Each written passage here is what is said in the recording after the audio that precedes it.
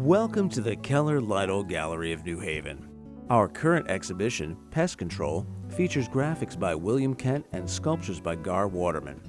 Gar's monumental metal beetles have also been shown at a special exhibit at the Peabody Museum. Today we are excited to be hosting a very special event.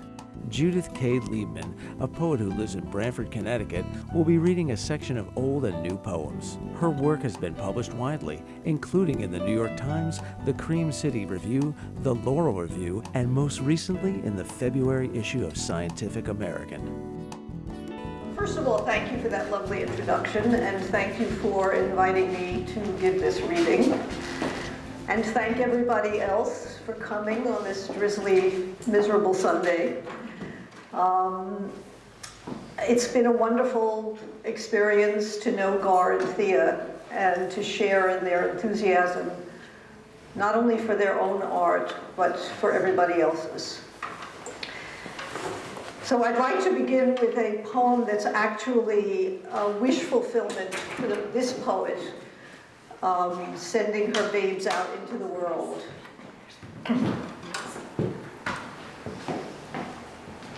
Excuse me, I'm going to set my timer because my fear is that you'll fall asleep if I do it too long. How to read a poem. First of all, pay close attention to the words that strut and preen like pigeons, taking up positions in their measured pace, orderly and disciplined, more or less. Then open your throat and sing aloud what you find written. Roll your tongue around each sound, the raspy sibilants, the undulating vowels, the shadowed overtones that darken cheer, the open purity of key of C. Catch your breath at all those oddball images. Be dazzled. Let them seduce, disorient, and pull the rug out from under your resistance. Ask yourself, what does it mean? Was your elation that frisson of recognition, the puzzlement of shared distress, the intention of the poet, or just an accident of misinterpretation? Then disregard the answer. Open your heart. Be touched. Have courage when the ground you stand on quakes. Exult.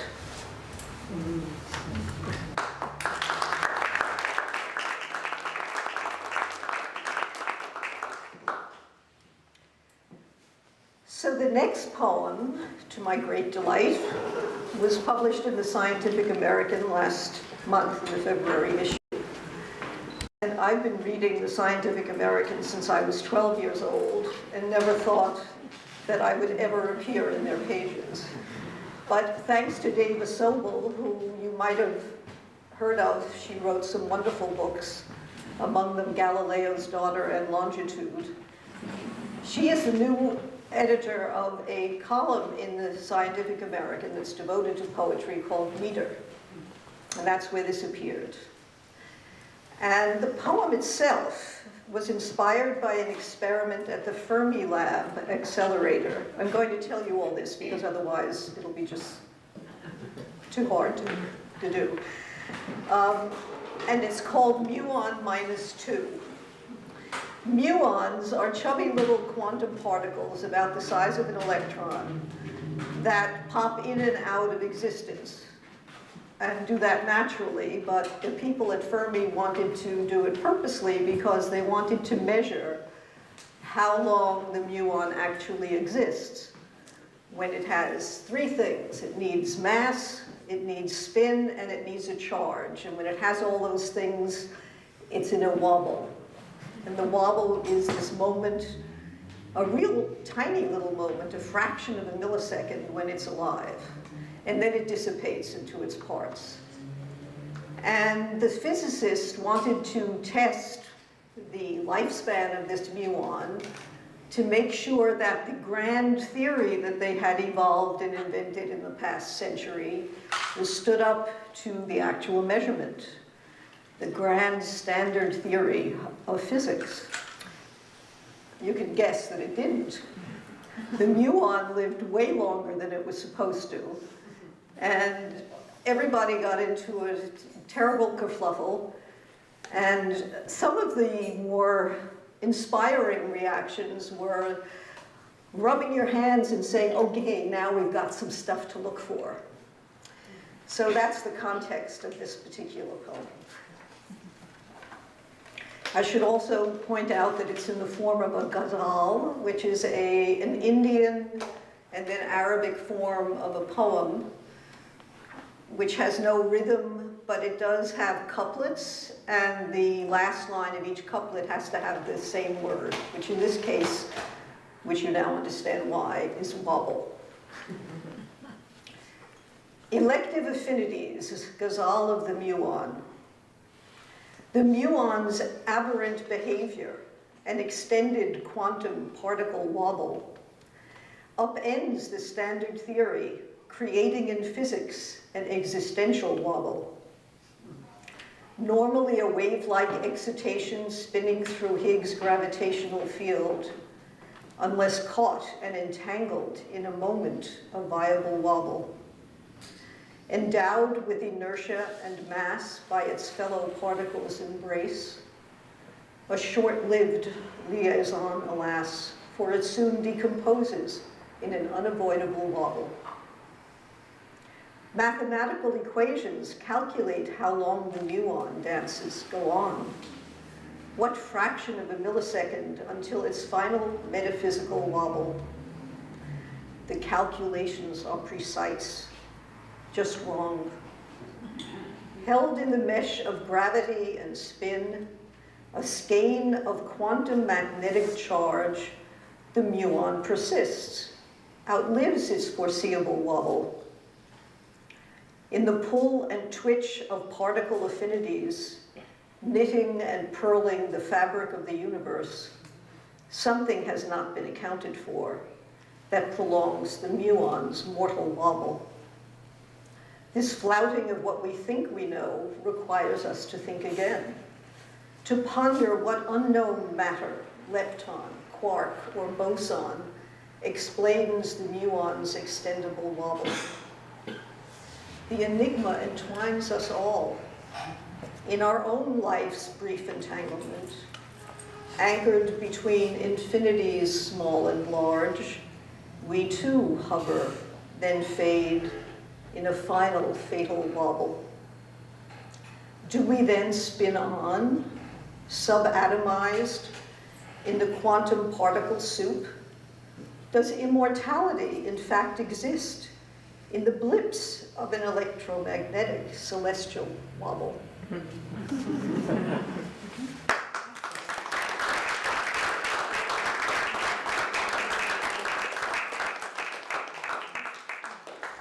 So sometimes that inability of science to reassure us, along with everything else we go through, like pandemics and war and the loss of loved ones, kind of makes you throw up your hands, which is, I guess, the inspiration of the next poem. Unto Dust. Why do we squabble over quibbles? Does it matter if matter is dark, or how fast the universe expands, forced by the Big Bang's bang into a thin, dark void, much like what was there before? In our finite pass in the infinite, need we ponder time and space? How the infinite bends back upon itself and pushes time to lose its timeliness? Is the particularity of particles infinitesimal, both in size and span, consequential to our own inconsequence? The answers are elusive. We fail to explicate the inexplicable and hitch our fate to what we cannot comprehend. Entangled in the tangles of the cosmic web, bound up as in a silken chrysalis, spun of Copernican delusion, we pray make sacrifices to gods, build cyclotrons and telescopes, and send robots into space. To no avail. In the end, the quantum parts of us, held together by the forces of gravitational fields, mortality entwined in immortality, succumb to the ebb of interparticle pull, dissolving into the cosmic dust we came from.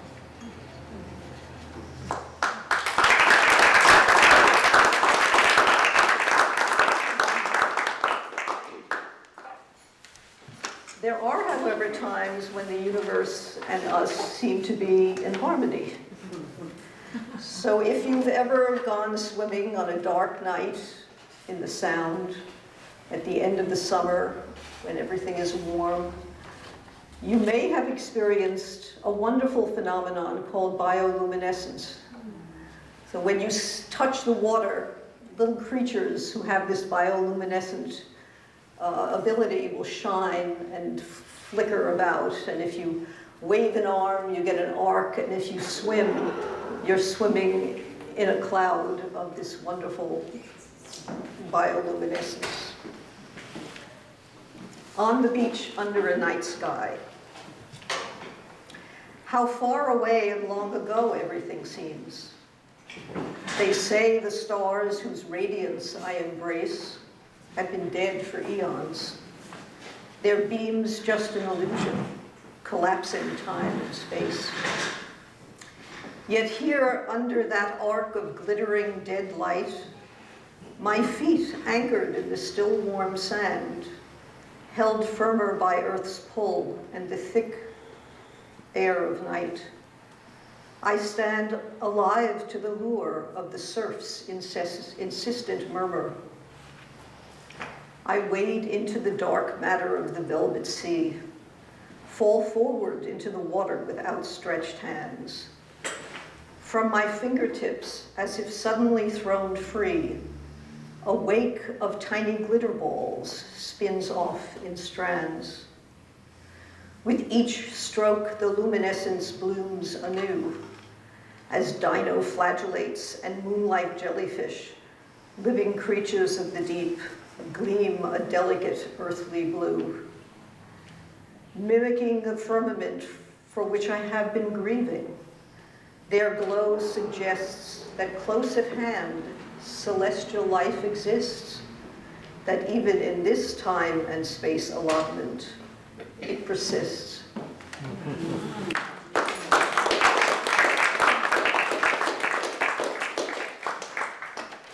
So I'm going to turn now from quantum particles to love, passion, loss, and grief. A transition which I hope becomes as obvious to you as it is to me. In the Dunes. I should explain, in case some of you don't know, what Da Vinci's man is. Leonardo da Vinci has a graphic of a naked man with his arms up and his legs spread. And on top of that is superimposed a series of circles and squares with mathematical equations, all of which, for Da Vinci, indicated the absolute perfection of the human form and how it imitated the celestial harmony that was very important to him. So back to the poem. In the Dunes. There you lie, spread out on the tide-ribbed sand, Da Vinci's man. Each radial limb describes a perfect circle. Each circle intersects its counterpart. Eye for eye, rib for rib, thigh for thigh, balanced in Palladian exactitude. Only the entrances and exits occur in singular, strung along the axis, nose centered between cheeks, its pair of nostrils opening and closing, chin, neck, umbilical scar, penis curled and napping in its hairy bed. I lie down next to you, finding a hollow place to lay my cheek against your chest. Beyond a forest of hair, wild and bent, as if blown by ocean gales and anchored in a salt-pooled moor, the pale expanse of sand around us shimmers in the heat. Then, all at once, the geometry of you fractures as you turn, enclosing me in the circle of your arms. I breathe in the tang of your perfume, wonder at the way our bodies, even as they realign, adjust to fit. Lying here, just us, afloat on an endless stretch of beach, curving up against an endless sky, we knot together, asymmetric, holding tight.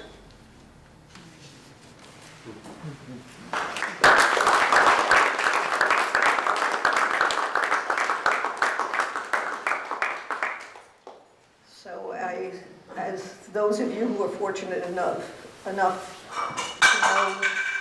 what intense love is, you also know that it's accompanied by intense argument and conflict. So this is a poem about such an event, and I have to point out that T.S. Eliot once wrote a very long essay about something called the objective correlative, which is the poet's need to use nature as a reflection of his inner life. And went on, by the way, to say that Hamlet was a bad play because it didn't do that very well. But at any rate, Nocturne, Young's Pond. Walking the path at water's edge, we do not clarify the silence. Our tattered argument leads us on, around the silver disk, like raptors circling old hurts, above the mirrored spikes of pines. Until twilight, tipping into night, stirs the air and riffles the reeds across the pond, now turning fiery pink. Unsettled mallards rise up flaming and fall like sparks among the buffeted trees. We watch sky, water, trees deepen to violet purple, indigo. Once light is gone, wind fades. The water glasses over, black as ice. Out of the dark, the path uncoils before us like a pairing. It's time to go, you say, and take my hand. The night begins. All things seem mutable while darkness reigns.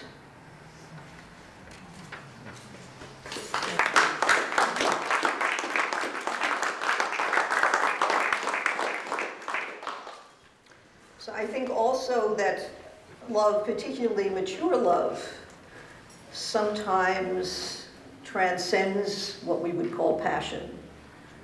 And that's what this poem is about. Sometimes I'd rather not. Not often, but there are times when I lie by your side, wondering at how it is that my arm, laid so casually across my hip, elbow in the angle of the waist, fits so precisely. Or when I turn and move across the sheets, how is it that the convex of your back so intimately fills the concave of my body wrapped around yours? I wonder how our bodies manage to evolve to such a consonant affinity. How unlike the stars who immolate and die, we know to regulate the heat of our desire. Contemplating this body next to your body, its perfect counterpart, quells passion. We are already fully integrated, we two, little specks in the vast beyond, whose harmony expands in waves of solace, precluding order.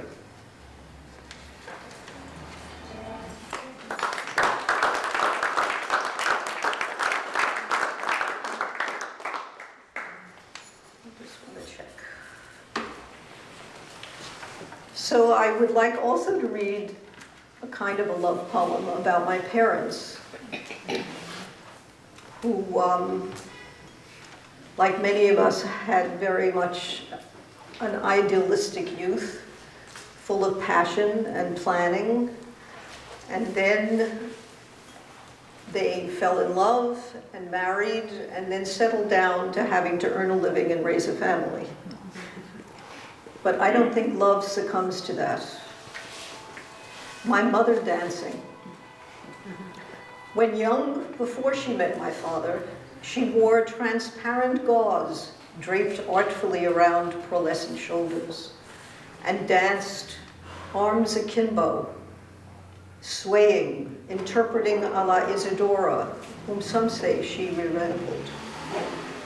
She attended lectures at Pratt Institute and seriographed posters for The Party, which she joined out of youthful fervor, she assured me, and not political commitment. They met skating at Iceland on 47th and Broadway, she cutting graceful figure eights to Casey's waltz, he explaining ardently the principles of sharing. She bowled him over.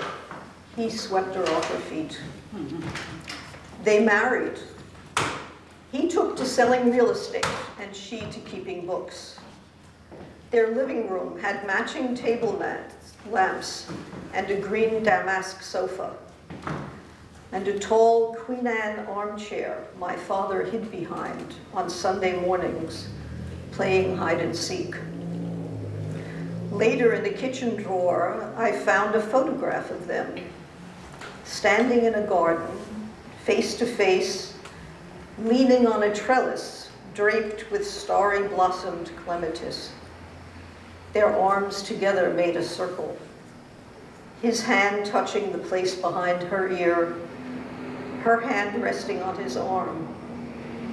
It seemed to me they were standing still and dancing.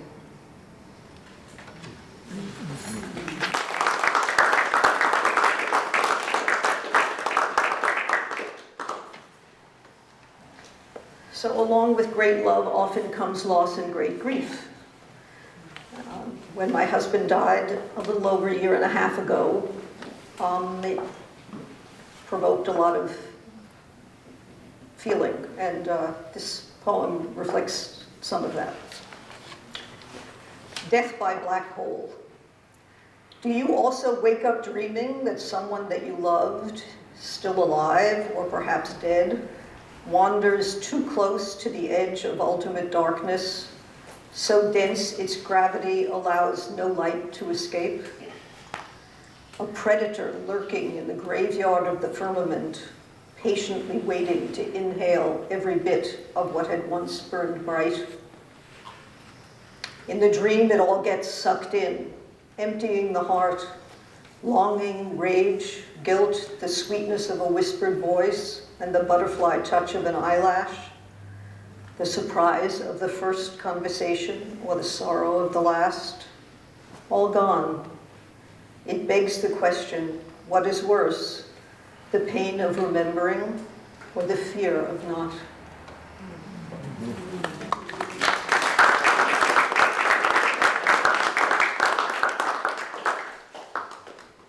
So in the Jewish tradition, a year after the death of a person, there's a non-religious, I mean, it's not based in liturgy, I don't think, right? Yeah, and what happens is that the gravestone that's been erected at the gravesite is first covered, and then at this ceremony, the gravestone is revealed.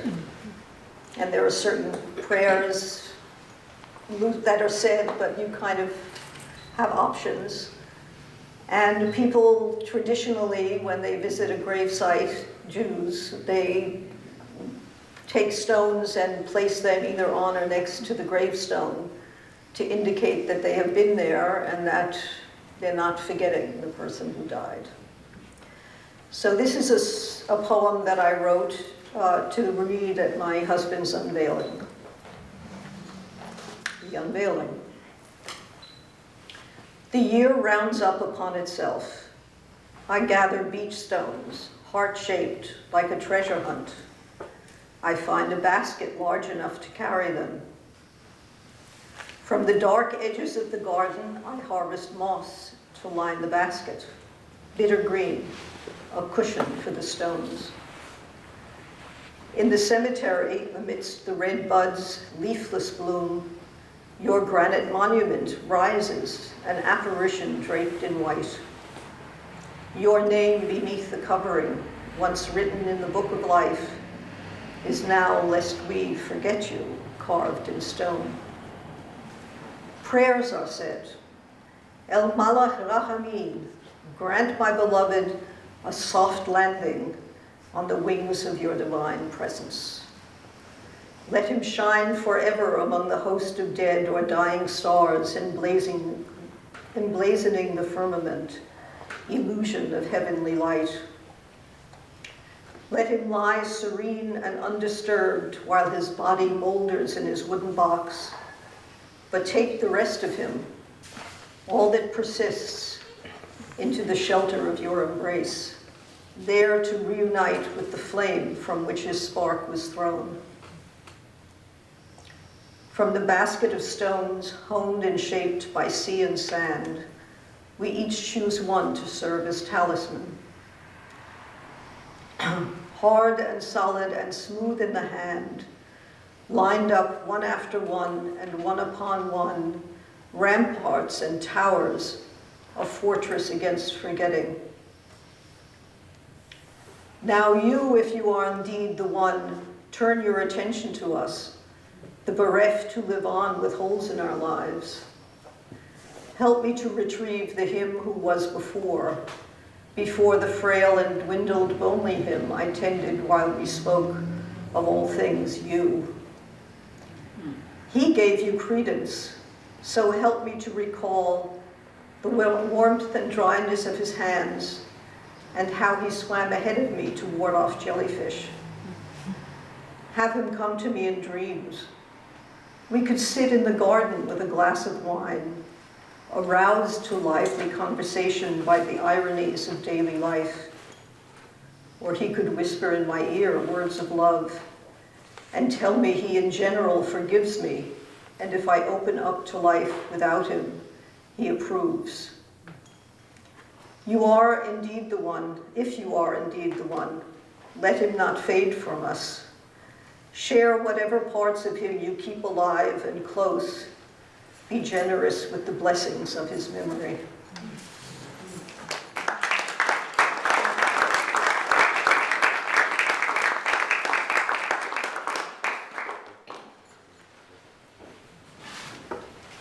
So one of the hallmarks of loss and grief I discovered was the fear that we are subject to the vagaries of memory, and also to the terror that memory might fade.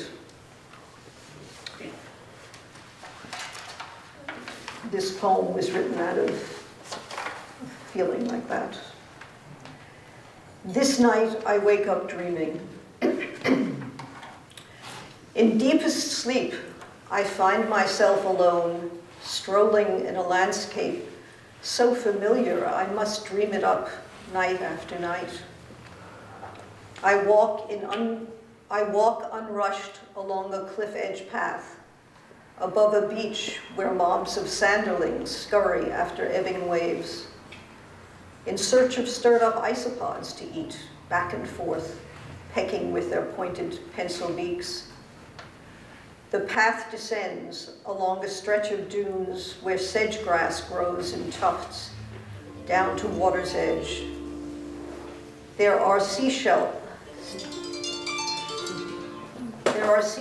strewn about and drying strands of washed up seaweed. Hello? At this place where land meets water, you often stood, waiting for me.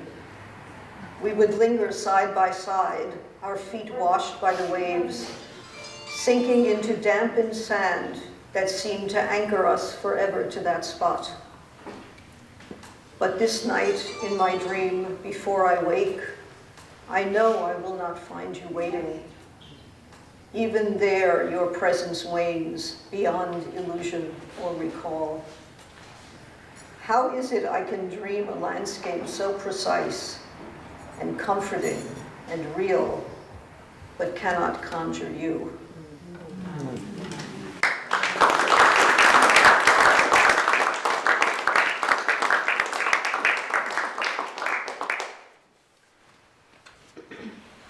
So the last poem that I want to read is a poem in honor of Holocaust Remembrance Day, which is going to occur on April 28th. Let's see if I can find the poem.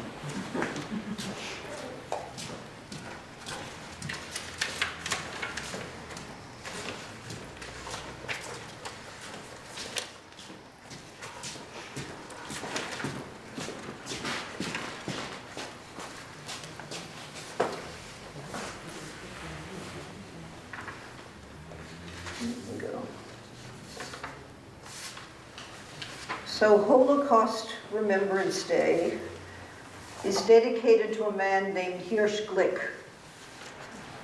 And he was a resistance fighter and a survivor of the Vilna ghetto uprising. And he was as well a poet. And he wrote a song with a number of refrains, all of which ended with, "We are here," or "We are still here." And I don't know, this has become the anthem of the resistance throughout World War II and is still sung at memorials for survivors. And I don't know if you caught the videos of the president of the Ukraine, Zelensky, who is Jewish and who I am certain knows this anthem in its original.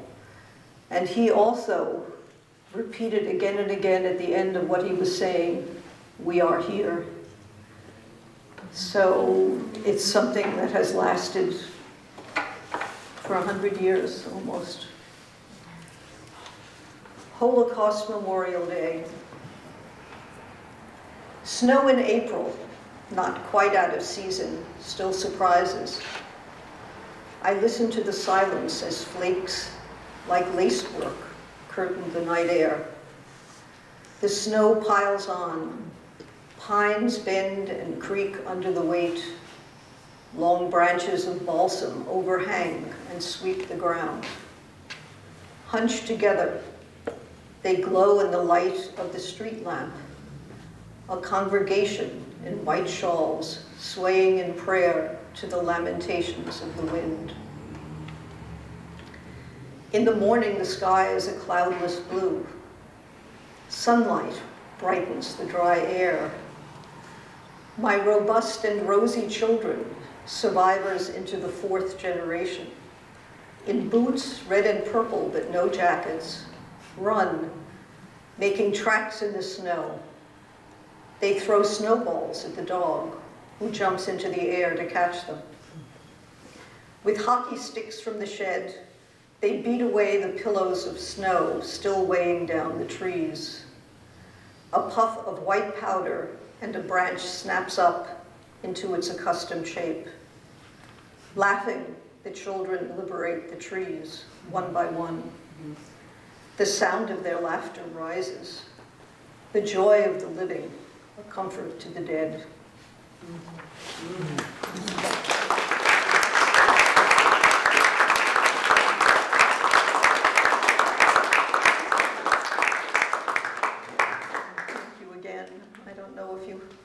Ask any questions or anything. I'm here if you do. Yes, Santiago. Hi, Mom. I think it might be interesting a little bit to hear when you started writing poetry and a little bit how you sort of got to, I know a lot of these were written recently, but some were written a while ago. Yes. Well, I recently resurrected a poem inspired actually by Gar's underwater sculptures, which are among his first group in which he does creatures from beneath the sea. And it was actually the first poem I ever published, and I hate to say it, but it's 50 years ago. So I can read it. This was not a plan. This was not a setup.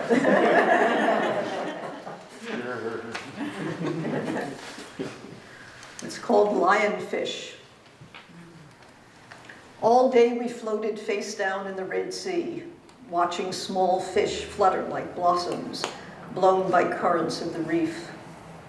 Among the mounded domes and fans of living coral, purple yellow fragments whirled. We drifted aimlessly above them, breathing through tubes to the rhythm of anemones' mouths. Late in the afternoon, when our salt-encrusted backs had stiffened in the sun and our fingertips ached from dehydration, the big fish sidled into view. Huge and solitary, striped in black and gray, spiny wings and headdress looking sharp as knives. His bloated lips puckered, kissing air, and mottled eyes rolled independent revolutions in their coiled sockets. He slithered and sashayed among the jewel-like petals, who scattered at his awesome approach. As he passed under me, I stretched an arm to touch, but what the mask had made to seem so near was still far out of reach. I followed him. Every time I caught him up and my shadow started to engulf him, he skittered forward, almost out of sight. I swam faster, then hovered motionless above him, longing to run a finger up his zebra stripes or grab his tail. The air began to cool and the sky to redden before I heard you calling. How far I'd come away from shore and the protected reef. You seemed a tiny, frantic insect waving your antennae arms. It was an act of will to turn away from my pursuit and cross the scarlet sea to where you stood on shore and beckoned. Later in the shop, when we returned the snorkels and the masks, you pointed out the poster of the fish, a life-size portrait under which, as if he were a fugitive wanted by the FBI, his aliases and a warning in bold print. Stonefish, lionfish, scorpionfish, use caution. Contact with his spines is dangerous, painful, and can lead to paralysis, and in some cases, death. A narrow escape, you said, and I agreed. Yet now, in the dry nights of the city, I dream of him and reach out still to touch.